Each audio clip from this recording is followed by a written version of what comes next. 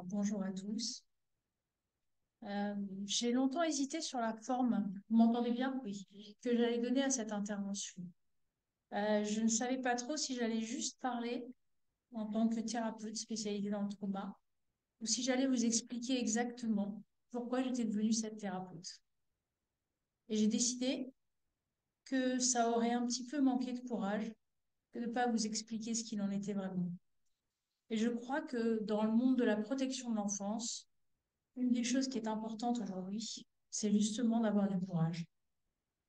Le courage de dire, mais aussi celui d'entendre. Et je crois qu'aujourd'hui, pour vous aussi, il va y avoir des choses difficiles à entendre.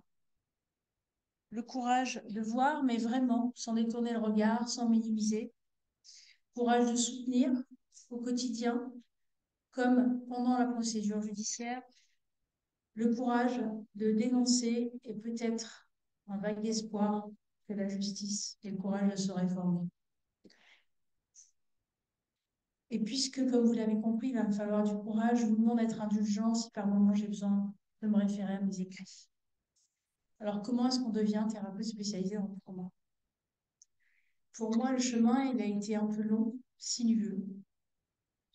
C'était un peu comme si je tournais autour de la question pour attendre le moment où j'allais enfin être prête à être cette thérapeute.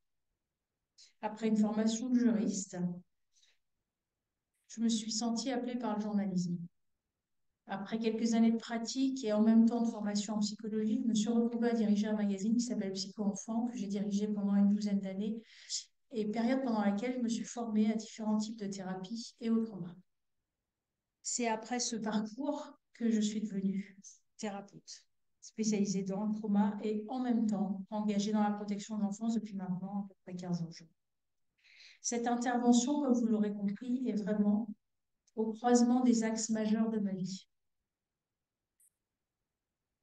Donc alors, ce que je vais vous proposer dans ces affaires-là, on est face à l'impensable, à l'inaudible, à l'indicible. Alors, quand on arrive à dire, parfois on dit sans dire, on dit sans expliciter. On utilise des mots par avant pour se protéger ou pour protéger l'autre. Ça va être la première partie, le dire. On entend sans entendre, parce que c'est parfois trop difficile. Et la justice entend sans réellement donner aussi par moments la parole, la valeur à la parole qui est dite. Et ça, je vais beaucoup vous parler de ça, en fait, de la difficulté du recueil de cette parole pour, au final, quelle valeur on va donner à cette parole. C'est ma deuxième partie, entendre. Enfin et surtout, on juge sans juger vraiment, en tous les cas, pour un certain nombre de victimes, comme le disait Pascal, il y a impunité. J'ai pas demandé comment est-ce qu'on passe d'une diapositive à la suivante, où j'ai oublié de le demander. Et donc, voilà, je vais un peu embêter, mais ça va bien se passer. Ouais, ok, c'est bon. Ah, c'est pas la bonne pêche. Ah,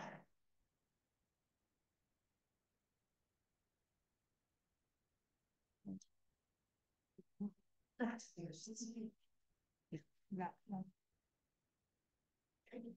Ok. Voilà. Donc, concernant l'impunité, comme vous pouvez le voir, quelques chiffres. Donc, moins de 10% de viols pour l'objet de plainte. Une affaire sur deux ne passe pas devant les assises. 84% sont classées sans suite. 10 à 15% des plaintes pour viol peuvent lieu à une condamnation et 1 à 2% des condamnations seulement liées aux assises. Voilà. Donc, voilà, on part de là, hein, on part de très bas donc, en termes de jugement. Alors, ma première partie, attendez, hein, je passe à la prochaine. Ah oui, j'y suis arrivée. Dire une injonction paradoxale. Alors, interroger l'autre, demander à l'autre de dire, c'est pas évident déjà. Quand on vous pose une question sur vous et que vous n'avez pas envie de dévoiler, vous sentez bien à quel point c'est compliqué. Quand on vous demande aussi de dévoiler une information personnelle, c'est encore plus compliqué à dévoiler. Alors, tout le monde comprend aisément combien il est difficile de dire l'intime, combien il est difficile de dire le sexuel. Alors, dire, c'est difficile pour plusieurs raisons. Par peur de se raconter, par peur de ne pas être entendu, par peur de ne pas être cru, par conscience de l'impunité, par crainte de l'effondrement psychique, par crainte du parcours judiciaire. Alors aujourd'hui, au début de mon intervention, je vais en fait vous parler tout au long de ces trois parties que je viens de vous exposer. Ça va suivre le déroulé d'un parcours judiciaire. Et je vais vous parler de plusieurs témoignages de plusieurs de mes patients. Et je vais commencer par une petite fille, on va appeler Olivia, une petite fille qui a 6 ans et qui a été victime d'inceste à l'âge de ses 4 ans et demi. Euh, je vais vous parler d'elle et je vais vous demander d'être courageux parce qu'il y a des moments qui vont être difficiles. C'est important que je vous les explique, que je vous les raconte. Ça fait partie du travail délicat du thérapeute et de la nécessité, malheureusement, de recueillir le maximum de détails, quitte à faire malheureusement souffrir une enfant. Pourquoi? Pour la protéger. On en est là, en réalité, sur le plan judiciaire. Donc, suite à un message adressé à CDP Enfance, j'ai reçu cette petite Olivia. Elle faisait des cauchemars et des crises répétées chaque fois qu'elle était en visite médiatisée. La visite médiatisée, c'est quand le papa n'a plus la garde classique. Et donc, elle va voir en fait son papa avec des personnes autour qui assistent à la visite. Avant, elle avait donc une garde. Le papa avait une garde classique, c'est-à-dire un week-end sur deux, la moitié des vacances, parce que la maman avait produit des vidéos des crises de la petite fille, des vidéos avec constat d'huissier. Puis le juge a décidé de remettre en place un lien avec l'enfant. Donc la petite, suite aux visites, faisait des crises vraiment très violentes. Je la reçois et la première chose, je vais lire quand il s'agit de témoignages, je vais lire les mots des personnes qui sont impliquées. Donc elle me confie dès le premier rendez-vous très vite parce qu'elle ne veut vraiment pas retourner à la visite médiatisée. Ce qui me semble pour elle l'essentiel: mon père est méchant, il me fait des choses moches, il me met sur lui, il me tracasse la tête, je ne veux pas y aller. On sent bien à quel point il y a une charge émotionnelle pour la petite fille, à quel point c'est difficile pour elle. Je rédige un courrier avec ces mots au centre afin de leur faire part de la difficulté pour la petite fille de voir son père et aussi des crises qui ont lieu après et de la réactivation traumatique, mais j'en parlerai un peu plus tard, de la réactivation traumatique plus en détail. Le centre s'agace, vous voyez, et non seulement il s'agace de mon courrier, mais bien sûr, il n'en tient pas compte. Donc la petite retourne euh, au centre et je la revois. Alors, je pense pas, il y a un autre. Je la revois et là, on travaille avec des dessins que je vais vous faire voir. Je vais vous expliquer. On travaille avec les émotions. Je lui demande de m'expliquer en fait à quel endroit du corps, quand elle est à la visite, les émotions qu'elle a, où est-ce qu'ils se situent dans son corps. Et alors, je vous explique les couleurs. Rouge, c'est la colère. Noir, c'est la peur. Et bleu, c'est la tristesse. Donc, c'est elle spontanément qui met les couleurs donc, aux endroits où vous me voyez. Donc, dans la tête et dans le cœur. Ensuite, je lui demande, après la visite, comment ça se passe. On voit qu'il y a plus d'autres couleurs. Les autres couleurs, c'est le rose, c'est l'amour. Le vert, la sérénité. Et le jaune, c'est la joie. Ça, c'est quand elle est à la maison juste après, donc avec sa maman. On peut voir qu'il y a encore le noir, le rouge, parce que les crises ont lieu après. Je passe au dessin suivant. Le dessin suivant qui va être un petit peu plus difficile à voir pour vous tous. Je vous explique et je vous lis exactement ce qui s'est dit. Maintenant, je vais te demander encore autre chose. C'est moi qui lui parle. Cette fois-ci, c'est quand tu es seule avec ton père. À quel endroit de l'émotion et de quel point? Alors elle me répond, je te fais gaffe, ça va pas être beau. Je le dessine en vrai, hein. Je te préviens, je vais faire tout droit. Voilà, en fait, c'est moi qui ai dessiné, non, c'est elle qui a dessiné sur ce dessin. La petite fille, on le voit très difficilement parce qu'il a complètement disparu, on voit bien les couleurs qu'elle a mises. Et après, la petite me dit, ah, j'ai une idée, tu me demandes un truc de thermomètre? Alors je lui dis, ok, fais le thermomètre. Et c'est elle, toute seule, qui fait le thermomètre pour montrer le niveau d'intensité, en fait, de ses émotions négatives. Elle a 6 ans, elle a eu 6 ans en décembre.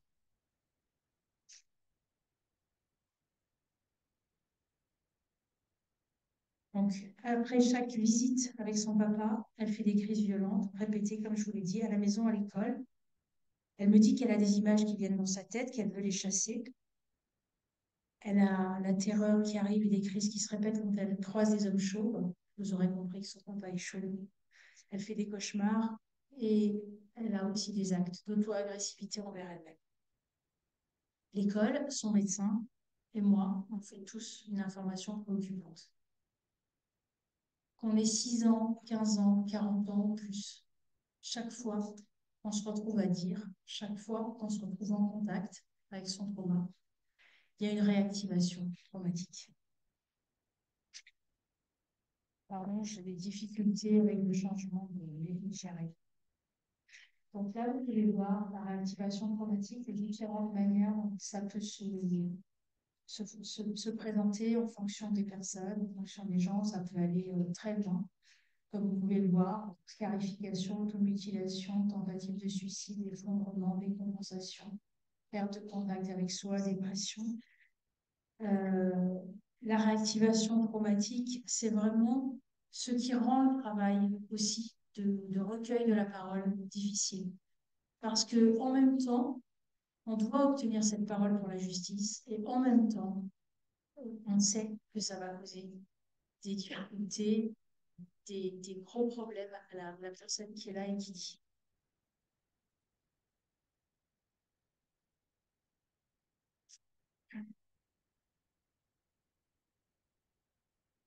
Alors, suite à cette information judiciaire, je reparle toujours de la petite Olivia, je passe à la deuxième partie, on est dans l'entendre. Je suis, la petite doit être entendue par les services sociaux, c'est-à-dire que les assistantes sociales, suite à l'information du compte de l'école, les assistantes sociales font une enquête. Et donc, ils veulent entendre Olivia. La maman me demande si je veux bien l'accompagner. Et en fait, j'accepte de l'accompagner. Les assistantes sociales, on demande s'ils sont d'accord pour que je sois présente. Elles sont d'accord. C'est la petite qui dit non. Elle ne veut pas que je sois présente avec elle. Je vous expliquerai pourquoi, mais elle refuse. Je suis entendue après qu'elles soient entendues. J'explique aux assistantes sociales ce que la petite m'a dit. Elles me disent, mais nous, la petite, elle nous a dit seulement papa méchant, papa méchant, papa méchant, c'est tout ce qu'elle a dit. Et donc, on sent, est-ce que vous êtes sûr de ce qu'elle vous a dit? Est-ce que vous êtes sûr que c'est pas la maman qui manipule? Qu'est-ce qui vous permet de conclure ça? Vous n'êtes pas médecin. Nous, on a une expertise médicale de médecins qui l'ont vu une demi-heure. D'accord? Mais on a une expertise médicale. Je leur dis que je vais produire les documents. Je leur explique ce qu'il y a dans les documents. Je leur montre des choses. Parce que ce que vous voyez, c'est qu'un petit morceau du travail que j'ai fait avec elle et de ce qu'elle a révélé. Et donc là, on sent tout de suite la mise en doute de ce que je peux dire, la mise en doute de la parole de l'enfant, la mise en doute euh, des mères protectrices, pratiquement de manière automatique. Je vais vous parler maintenant donc de la présomption d'innocence. Ce principe impose une posture qui est celle du doute. Et cette posture même du doute face à une victime est extrêmement difficile, extrêmement difficile à vivre et à comprendre pour une victime pour qui la parole est si compliquée à exprimer. Ce principe conduit à mettre en question ce qui est dit, quelle que soit la personne qui conduit l'interrogatoire. Et donc pour les victimes, assistante sociale, policier, expert psychologue, juge, à chaque étape, il y a cette posture en face. Non seulement il faut dire et redire, ce qui réactive le trauma, mais en plus, il faut avoir en face de soi, c'est pas toujours le cas, fort heureusement, mais malheureusement, c'est encore trop souvent le cas, les personnes qui mettent en doute et qui mettent en doute tout de suite. Ça serait vraiment beaucoup plus intéressant que la posture bascule de la méfiance au bénéfice du doute, dans le sens où on pourrait dire on croit, sauf s'il y a des incohérences majeures qui apparaissent. Ça serait vraiment pour les victimes quelque chose d'extrêmement utile et bienveillant. Alors, dans le cas de la petite Olivia, comment on fait pour la protéger? Comment on fait? Eh bien, malheureusement, on est obligé d'obtenir encore plus d'informations. Alors, quand elle revient me voir, je lui demande pourquoi est-ce qu'elle n'a pas voulu que je sois avec elle. Et elle me dit, mais tu sais, tout ça, c'est intime. Alors j'essaie de lui expliquer que l'intimité, c'est pas quand on t'oblige à faire quelque chose. Quand on t'oblige à faire quelque chose, c'est une agression. Tu peux en parler. Et je lui dis, tu dois dire les choses pour qu'on puisse te protéger. Et au moment où cette enfant, qui est si petite, comprend ça, elle s'effondre dans le cabinet physiquement. Elle s'effondre physiquement. Elle se recroqueville, elle se met dans un coin et elle se met à pleurer. Et là, elle me dit, mais tu sais, il va me tuer moi et il va tuer maman. Et je lui dis, c'est ce qu'il t'a dit? Elle me dit, oui, c'est ce qu'il m'a dit. Il m'a dit que je ne devais pas dire. Et puis après, elle prend un peu de temps. Et puis elle finit par me dire, papa, il m'a mis sur lui dans les toilettes. Et aussi dans le bain. Et il met aussi le doigt dans ma bouche à lui. Je suis désolée, c'est difficile, mais ça fait partie du courage d'entendre. À la séance suivante, ça va être encore plus difficile pour vous, donc je vous avertis. Elle me montre un dessin parce que elle a compris qu'elle voulait absolument être protégée de ce père et qu'il fallait donc qu'elle en dise plus. Alors elle me dit, je lis ce qu'elle me dit. Il y a les toilettes, la douche, et dans la douche, il y a du coup le bain et la lunette. Le doigt et les jouets dans la lunette. Les jouets, c'est moi qui lui dis les jouets. Elle me dit oui, Nénette. Il est en train de frôler, il est en train de mettre. Elle me dit tout de suite, est-ce que tu as envoyé au juge? Alors qu'elle vient à peine de me le dire, mais. Et je lui dis, mais toi, si tu rencontres le juge, il faut que tu lui arrives à lui dire. Elle me regarde, elle me dit, mais j'ai 6 ans. Mais je te dis toutes les choses à toi, et toi, tu vas écrire au juge. Je lui dis, moi, je vais tout écrire. Mais toi, si tu as entendu, il faut que tu puisses lui parler. Alors, elle se recroqueville sur elle-même. Et je lui dis, c'est pas demain. Elle me dit, ouf.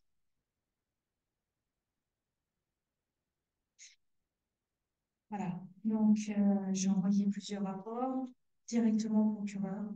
Ils sont restés sans réponse. Alors que dans l'intitulé, dans l'objet, il y a viol sur mineur de 6 ans, inceste sur mineur de 6 ans.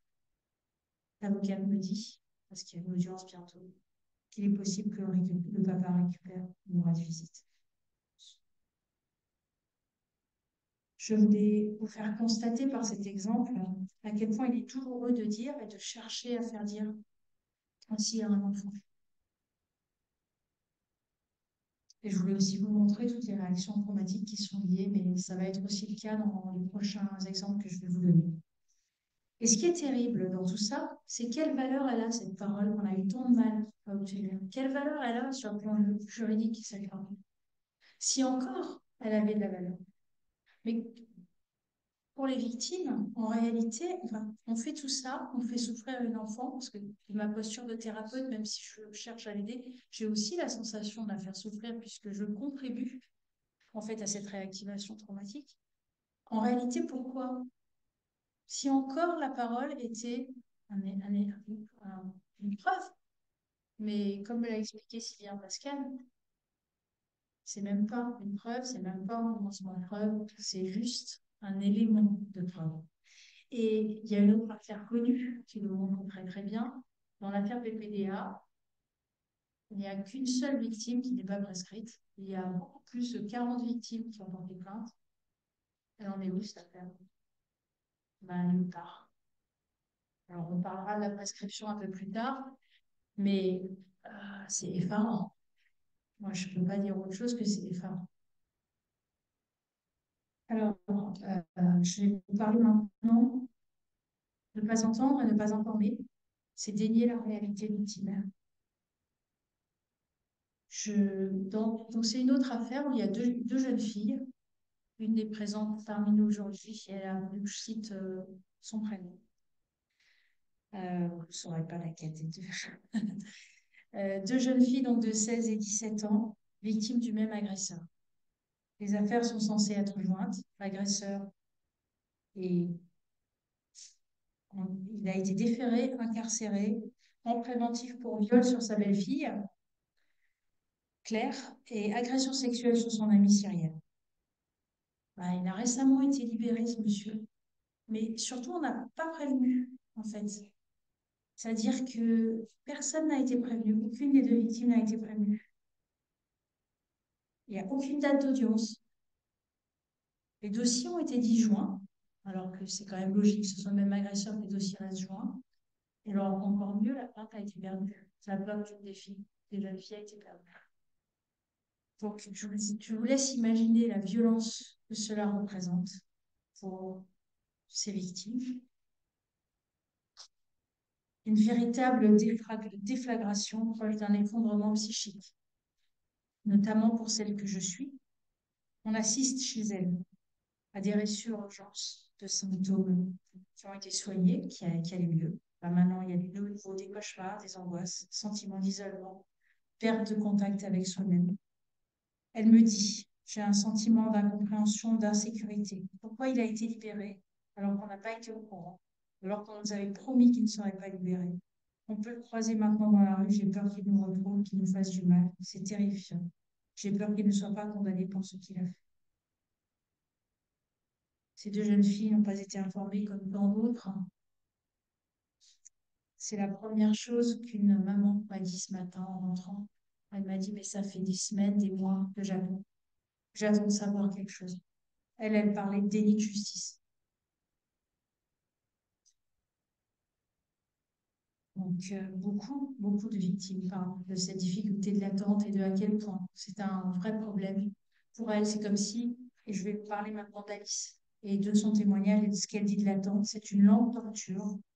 On ne sait pas quand. Pendant ce temps, la vie est en suspens. On a l'impression d'errer sans autre but. On a peur qu'il meure, qu'il ne soit pas jugé, que l'audience n'ait pas lieu, qu'elle soit reportée. Voilà. J'ai encore un témoignage à vous livrer. Encore plusieurs d'ailleurs, malheureusement. Ne pas être entendu et protégé, c'est comme si la loi et la justice n'existent pas, c'est insupportable. Ce sont les mots de Lucie, qui elle a été victime d'inceste par ses deux parents. Donc elle avait 15 ans au moment où elle a cherché à porter plainte. Elle s'est rendue au commissariat. Elle a dit, je voudrais porter plainte contre mes deux parents. Eh ben, on lui a dit, ben, tu es mineur, tu dois revenir avec tes parents. Elle dit aussi, la loi est inscrite en général dans la famille. Mais si ce n'est pas le cas, elle doit exister dans le monde. Sinon, ça veut dire, ah ben, je vais tomber parce que j'ai un slide, ça ne marche plus. Ouais. Je vous promets, j'appuie au bon endroit.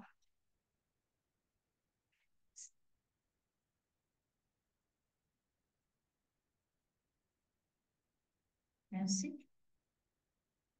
Donc, je redis ce qu'elle dit, mais vous pouvez le voir. La loi est inscrite en général dans la famille, mais si ce n'est pas le cas, elle doit exister dans le monde. Sinon, ça veut dire que le monde dans lequel on vit est hors la loi, déshumanisé. Ça veut dire qu'on doit se faire justice soi-même. Si ce n'est pas interdit, ça veut dire qu'on peut aussi faire la même chose. Si la justice ne fait pas son travail, elle favorise le crime.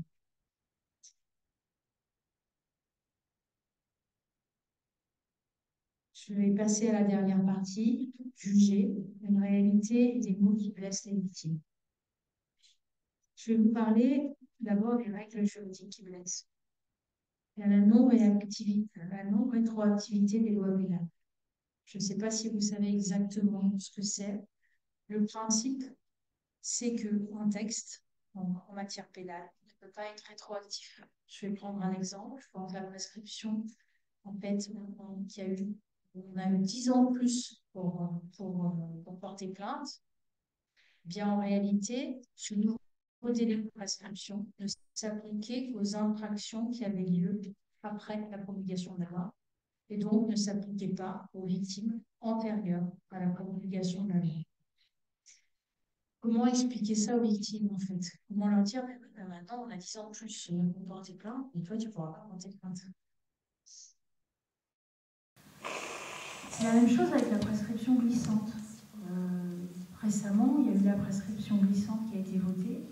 La prescription glissante, ça veut dire que quand il y a une victime qui n'est pas prescrite, l'autre, potentiellement, n'est pas prescrite. C'est la même chose, c'est-à-dire que ça ne s'applique que s'il y a un autre acte, une autre infraction qui a lieu. Et ça ne s'applique donc pas à toutes les victimes. Moi, je trouve, et c'est personnel, que la justice pourrait décider sans renier sa présomption d'innocence. Recording stop. Recording in progress. Thank you.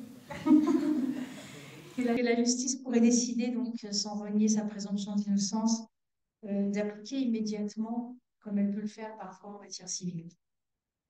Parce que cette règle me semble révéler à elle toute seule l'ambiguïté, la perversité même d'un système qui se nomme justice. Au lieu de mettre toutes les victimes sur un pied d'égalité, au moment où le texte est promulgué, elle se place du côté de l'agresseur. Au lieu de choisir un texte plus protecteur envers la victime, elle va choisir un texte plus doux envers l'agresseur. C'est un des principes de la loi Nouvelle. Maintenant, je vais vous parler de la deuxième règle qui blesse, la prescription. Sur le plan juridique, c'est le droit à l'oubli qui est permis pour l'agresseur. Et je vais vous proposer en fait un témoignage qui va être lu par Claire. Bonjour à tous. Merci Vanessa.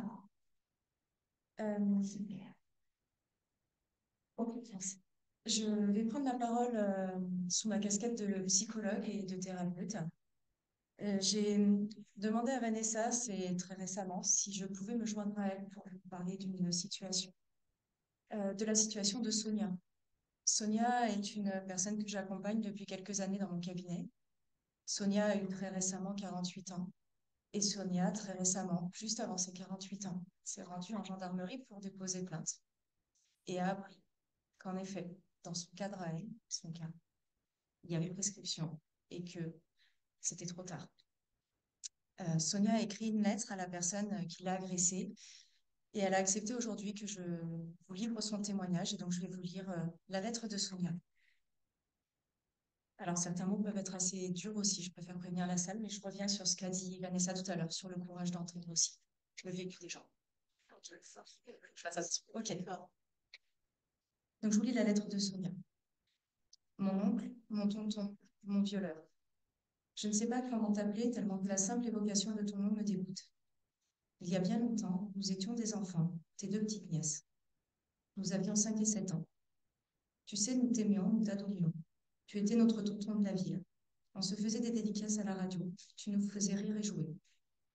À ce moment-là, nous n'avions pas compris que ton seul objectif était de nous transformer en objets sexuels dont tu allais t'amuser pendant 2 ans. Je vais te rafraîchir la mémoire. C'était en 1985 la première fois. Tout a commencé dans cet appartement, rue des Écoles. Tu as commencé à nous caresser, te frotter contre nous et nous pénétrer. Tu as déchiré nos corps d'enfants sans aucun scrupule ni remords. Chacun de tes gestes est gravé dans ma mémoire. Je peux encore sentir ton souffle répugnant, entendre ta voix me demandant de venir te rejoindre pour assouvir tes fantasmes dégueulasses. Je me suis offerte à toi comme une gamine innocente. Tu as décidé de devenir le pire des hommes. Tu as choisi de nous violer. Ce mot viol, tu vas bien l'ancrer dans ta tête. Tu es coupable de nous avoir salis, rabaissés et humiliés à vie. Quel homme sain d'esprit ferait ça? Tu ne peux pas imaginer les conséquences irrémédiables sur nos vies et sur notre santé. Tu as traumatisé toute ma vie d'enfant et de femme. À cause de toi, je suis emprisonnée dans mon corps. J'ai passé des années à l'abîmer. Il est devenu ma carapace pour ne pas attirer le regard des pervers dans ton genre. Ma famille et mes amis disent de moi que je suis une femme forte, déterminée, joyeuse et empathique. En réalité, je survis, je donne le change.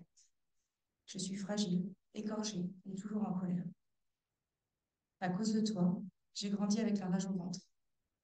Je pleure depuis des années sur ma vie, sur mes peurs, ma sensation d'être toujours sale, le rejet de mon corps, la suspicion à l'encontre de tous les hommes. Par ta faute, ma vie est un combat au quotidien. J'ai mis des années à me souvenir, à accepter l'inadmissible, pour enfin pouvoir parler. J'ai fait taire ma mémoire pendant presque 40 ans, pour ne pas devenir folle. Mais tout ça, tu t'en fous. Tu as vécu ta vie paisiblement près de ta femme et de tes enfants. Aujourd'hui, tu es retraité, tu partages ton temps entre tes deux maisons, te baladant volant ta Twingo bleue. Tu te complais dans cette vie de gentil retraité sans histoire. Si les gens savaient qui tu es réellement. Si le gendarme te lit cette lettre, c'est que la justice ne nous a pas donné le droit de te dire tout ça en face. Il n'y aura pas cette confrontation que nous espérions tant. À cause de mon manque de courage, mes peurs, mon besoin de protéger tout le monde pour leur éviter de souffrir, je me suis tue. J'ai même repoussé l'échéance en me disant, le pauvre, il ne faut pas qu'il aille en prison, il a des enfants. J'ai même obligé ma sœur à se taire, elle qui veut pourtant parler depuis si longtemps. Je suis coupable d'avoir voulu te protéger, coupable de mon silence. Quelle erreur, quel regret. Cette culpabilité m'obsède. Je vais en payer le prix jusqu'à la fin de mes jours. Cela sera certainement le plus grand regret de ma vie. Depuis que je sais que tu ne seras pas jugé, je suis effondrée. Malheureusement, les faits sont prescrits. Je pensais que la justice allait entendre ma douleur, me soulager de cet énorme poids, pouvoir enfin te punir, puisque moi, je n'y suis jamais arrivée. Je me suis trompée. Au lieu de ça, elle m'abandonne. Je n'ai plus rien. Je n'ai pas le droit de t'affronter. Je n'ai pas le droit de t'obliger à me regarder. Je n'ai pas le droit d'être ta victime. Toute la famille sait ce que tu nous as fait. Nos parents te haïssent. Notre père, ton frère, tellement en colère et en même temps effondré. Ils sont aussi tes victimes. Ne t'avise surtout pas de reprendre contact avec eux, qui que ce soit de la famille. Tu es banni. Aujourd'hui, la justice te laisse tranquille. Elle t'épargne. Moi, elle me laisse juste un terrible sentiment de colère, de vide, de profonde tristesse. Maintenant, mon seul réconfort est juste d'espérer que ta vie ne sera plus jamais la même.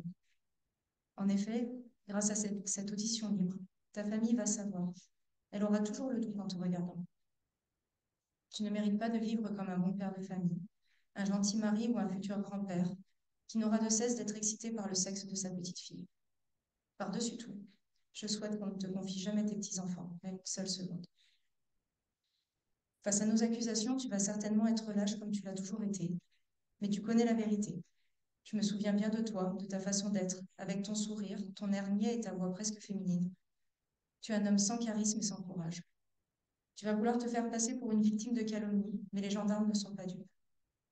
Égoïstement, je voudrais qu'il y ait d'autres victimes plus jeunes pour que tu sois condamné. Mais comme je ne suis pas cette femme sans cœur, j'espère sincèrement que nous sommes les seuls. Alors je vais te dire quelque chose. La justice, on va la rendre nous-mêmes. Ne t'inquiète pas, nous n'allons pas te taper ou pire te tuer. Tu ne mérites pas que l'on se salisse. Nous allons juste être là quand tu ne t'y attendras pas. Dorénavant, c'est toi qui vas avoir peur. Tu vas être aussi terrifié que nous l'avons été ces 40 dernières années. Moi, je me fais la promesse de ne plus être sidérée en te voyant, d'affronter ton regard et de marcher la tête bien haute face à toi. Tu vois, nous arrivons au terme du plus grand combat de notre vie. Notre combat pour oublier, pour survivre, pour nous réparer. Tu ne nous as pas détruites et c'est certainement notre plus grande victoire. Alors, si tu es un homme honnête, si tu as un minimum d'honneur, de dignité, reconnais ce que tu nous as fait. Sois tranquille, tu ne risques plus rien. Mais peut-être que cela nous réparera un peu. Une dernière chose à te dire. Quand tu partiras rejoindre l'au-delà, je ne pleurerai pas sur ta dépouille, mais je serai là pour poser sur ta tombe une plaque, si j'ai un pédophile. Alors, mon cher oncle, va en enfer. Sonia.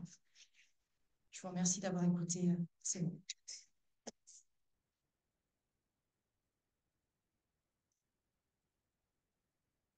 Merci à Sonia pour cette lettre. Prescrite. Prescrit. L'épée de Damoclès est tombée. La justice s'est abattue sur Sonia, comme sur moi, comme sur tant d'autres, sans prévenir. Tous des frères et des sœurs, d'une certaine manière. La victime est restée mutique, malade, traumatisée. Elle a cherché à oublier, tant pis pour elle. Le bourreau, lui, s'est bien débrouillé. Il a été habile, discret. Il a imposé le silence. Il mérite l'oubli. La condamnation pour l'agressé, l'absolution pour l'agresseur. Vous l'aurez compris, dans mon affaire aussi, je suis prescrite. Et comme mon affaire est allée au bout, entre guillemets, d'un chemin, je vais maintenant vous la livrer. Dans mon affaire, il y a une victime, on va appeler Florence, qui, elle, n'était pas prescrite. Il y a 20 ans d'écart entre les faits que j'ai subis et les faits subis par Florence. Elle a été victime, elle, dès l'âge de 18 ans, de viols répétés pendant 4 ans de la part d'un prêtre, que l'on va appeler Olivier. ce qui a permis de déclencher une enquête, tout d'abord. Avec presque 2 jours de garde à vue pour lui, et les enquêtes psychologiques qui affirment donc que nous sommes saines d'esprit toutes les deux, que nos paroles sont crédibles, et que lui est pervers, narcissique, manipulateur et égocentrique. Suite à cette enquête, il y a un classement sans suite. Alors, comment on reçoit un classement sans suite? C'est un document comme ça où il y a juste un formulaire, des motifs de classement sans suite et on coche en fait. Et vous recevez ça par la poste, c'est merveilleux, avec juste concernant l'affaire machin, 3 lignes et ça. Je vous laisse imaginer en fait la violence que cela représentait. Ça arrive comme ça par la poste, sans autre information. Florence donc, qui n'était pas prescrite, a décidé de porter plainte avec constitution de partie civile, ce qui permettait en fait au juge de pouvoir enquêter à l'étranger, puisque ce prêtre, comme tant d'autres, il a été déplacé, forcément, régulièrement. Donc un juge a été nommé, et en fait, il a reçu Florence, et dès la première audition, il lui a dit, voilà, je vous crois, mais cette affaire n'ira pas aux assises, et je vais prononcer très probablement un non. Donc, en fait, il n'a pas mené l'enquête. Enfin, c'est le premier mouvement. Donc, je vous laisse imaginer, bien sûr, la stupeur, l'incompréhension, la colère, mais aussi la douleur qu'on peut ressentir. Dans un deuxième temps, il a déclaré que je ne serais pas entendue. Alors, je ne l'ai pas dit, mais donc j'avais 12 ans au moment des faits.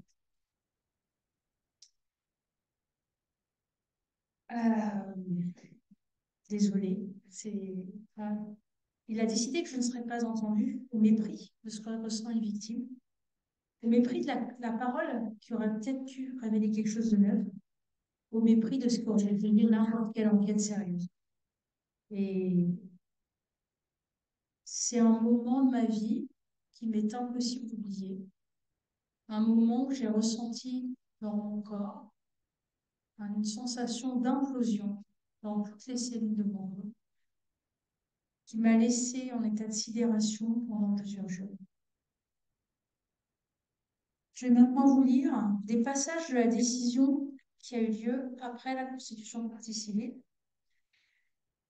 Donc, je vous lis un peu le début. Donc, évoquant la personnalité de Vanessa Sable à ses 12 ans, donc, M. Aubenier l'a présentée comme une aguicheuse et une captatrice d'eau, avec qui il a pris ses distances par méfiance. Je vous laisse quand même apprécier ce qui peut être dit donc, devant un juge et qui ne donne pas lieu à l'enquête. Parce que suite à ça, en fait, ils ont appris qu'il était encore en contact avec des mineurs. Donc, la prescription glissante existant, il aurait dû y avoir une enquête qui n'a pas eu lieu. Voilà. Il me semble que c'est un aveu de pédophilie quand même. Peut-être que je suis un peu trop impliquée. Donc, ensuite, l'examen psychiatrique révèle que M. Aubenier, je veux dire, a priori, a toute sa tête et confirme encore une fois qu'il fonctionne également dans des registres égocentriques avec de nombreuses tendances manipulatrices sur le mode de l'allusion. Ok, on va un peu plus loin dans la décision. Si les faits dénoncés par Madame Sable, je le dis, mais vous pouvez lire aussi, sont aujourd'hui prescrits, je vous ai mis la décision pour que vous puissiez relever à quel point certaines choses sont incohérentes en fait sur le plan de la justice. L'utilisation d'un même mode de défense mis en œuvre par le mise en cause, donc M. Aumonier, c'est lui qui dit de discréditer la parole des deux dominantes. Donc, une qualifiée d'aguicheuse à 12 ans et l'autre déséquilibrée à 18. De même, il convient de relever, et là c'est très intéressant, que les déclarations de Mme Florence paraissent pleinement confortées par les résultats des examens psychologiques, lesquels ont relevé une description des faits cohérente, exprimée dans un registre émotionnel adapté, mais aussi des éléments cliniques, des symptômes qui pouvant être compatibles avec le fait allégué, étant rappelé que les troubles de la parole ou l'écrit qu'elle a pu rencontrer dans ses effectivement faits pourraient être la conséquence du silence qui lui a été imposé. Malgré les fragilités relevées par les experts, aucun de nous semble considérer Madame Florence comme pouvant avoir une tendance à la fabulation. Donc, en gros, elle est très crédible. Dans une circonstance, et s'il ne peut être contesté que la Florence et le Toulouse majeur se trouvait du fait de son jeune âge et des difficultés qu'elle rencontrait alors pour une situation de faiblesse dont a su tirer M. Aumonier, dont la prestance et le charisme étaient unanimement reconnus. Ah, là, bon. Donc là, si vous voulez, on a tout ça, on dit, bah, quand même, ils reconnaissent des choses, mais on revient dans la procédure, on vient pour autant établir de manière certaine que M. Aumonier aurait imposé des actes sexuels par violence, contrainte, menace ou surprise à la partie civile. Par conséquent, une ordonnance de non-lieu doit être rendue. Alors, on a des victimes crédibles, et on a un non-lieu. Je vous laisse aussi apprécier. Je vais maintenant conclure. Voilà. Donc, la justice, elle est censée, pour moi, dire le juste, se tenir à côté de la victime, protéger la victime, mais force est de constater qu'en matière de violence sexuelle, c'est pas vraiment que la justice. Elle adopte une posture qui est à minima paradoxale et, à mon sens, sur le plan psychologique, on pourrait presque qualifier de posture perverse. C'est pour moi une justice qui normalise une forme de perversité. Alors peut-être que le mot pervers vous paraît un peu fort, je vais essayer d'expliciter un petit peu plus. Le verbe pervertir vient du latin pervertere, mettre sans dessus-dessous. Je crois que j'ai assez bien démontré comment la justice pouvait mettre les victimes sans dessus-dessous. Le pervers ne s'embarrasse ni de la logique ni de la réalité. Et là, on voit bien que la logique de la psyché n'est absolument pas prise en compte. Ni la réalité, puisque les mots, en fait, n'ont lieu, n'a pas eu lieu, alors que juste avant, quand même, on reconnaît que les paroles des victimes sont crédibles. On utilise donc des mots qui masquent le réel, comme non-lieu, classé sans suite. Bon, je sais pas ce que ça veut dire vraiment. Pas de suite à donner à ça. Ça vaut pas la peine qu'on s'y attarde, enfin, je sais pas. Prescription, ça me paraît être un terme, enfin, je sais pas, c'est pas facile à comprendre non plus, comme ça, immédiatement. Moi, je souhaiterais qu'il y ait quelque chose d'autre. Alors, je fais une proposition, Pascal. Ouais. Victime égale, par exemple, crédible, ça me paraît très bien en décision. Accusé égale non crédible, par exemple. Et même si on décide de le relaxer, on pourrait mettre relaxé pour absence de preuves matérielles, mais au moins il y aurait une victime égale crédible. Et déjà ça serait quelque chose de vraiment chouette, en fait. Ça serait pas le même vécu, je crois. Alors, le pervers, il crée une réalité parfois qui fait croire que certains principes sont édictés au nom du bien commun. Alors, je pense à la manière dont est gérée la présomption d'innocence aujourd'hui, notamment, voire le pervers parvient à renverser aussi le sens de la culpabilité. Ça, on l'expérimente tous les jours. C'est lui qui est coupable, c'est celui qui parle qui est présumé menteur, c'est celui qui est agressé qui est présumé tréguicheur. Le pervers il utilise un double discours. Il dit une chose et en fait une autre. Et je crois que je l'ai montré. Je vais vous redire tout ce que j'ai essayé de démontrer pendant mon intervention. Tu dois parler, mais ta parole ne comptera pas ou peu. On va te faire justice, mais sans punir. Tu es la victime que la justice doit protéger, mais tu ne peux pas porter plainte. On doit protéger la société de ton agresseur, alors on le libère sans te prévenir. C'est à toi qu'on doit faire justice et pourtant tu n'es pas au courant. Tu es victime à jamais, mais lui, il a le droit à l'oubli de ses crimes. Il est reconnu que tes mots sont crédibles et pourtant ce que tu as vécu est reconnu comme n'ayant pas eu lieu. C'est un non-lieu. Alors aujourd'hui,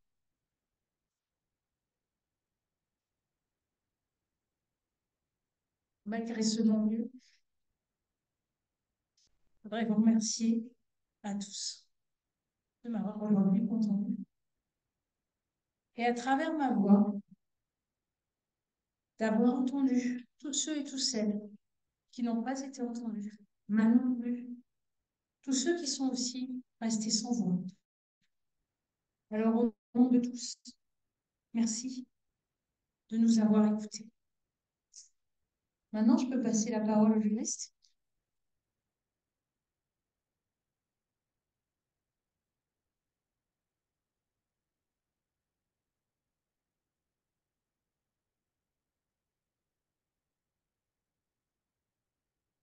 On a une question sur le chat. Oui. Pensez-vous que des thérapeutes, assistantes sociales qui n'ont pas vécu la violence sont capables de l'entendre et d'accompagner les victimes efficacement? Alors, j'ai une patiente qui m'a dit, je vais peut-être répondre comme ça, qui m'a dit, elle peut prendre au bout de 5 minutes, en fait, d'entretien. Ça fait plus de 12 ans que je suis en thérapie, mais je suis convaincue que pour entendre la maltraitance, il faut avoir été maltraité.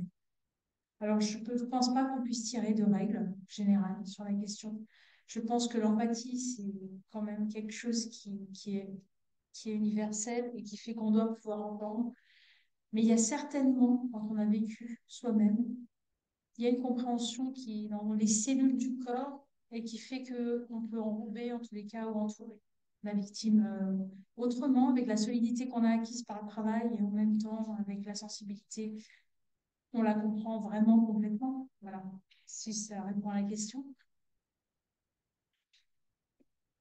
Ah, il y a des questions. Je pensais que j'allais pouvoir passer la parole parce que j'avais des trucs difficiles à dire aux juristes. Il y a une deuxième question qui est comment se fait-il que cette crédibilité soit systématiquement remise en cause dans les cas d'enfants des enfants et en général des personnes victimes de viol, d'agressions sexuelles, pas quand on porte plainte pour un vol de téléphone portable. On ne demande jamais comment ni pourquoi. Par contre, dans d'autres cas, on laisse statut de manipulation. On est dans l'inaudible, dans l'impensable, on est dans quelque chose que les gens ne veulent pas voir, ne veulent pas entendre. On est dans une justice, malheureusement, qui a pas fait ce switch. On a progressé sur la parole, en fait, mais on n'a pas progressé sur l'entendre.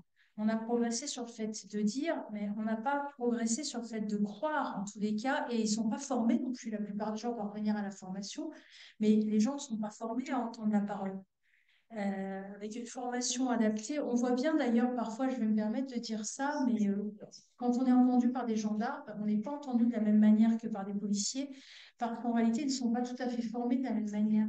Et il y a un vrai problème de formation qui explique aussi cela et aussi probablement un positionnement de la justice.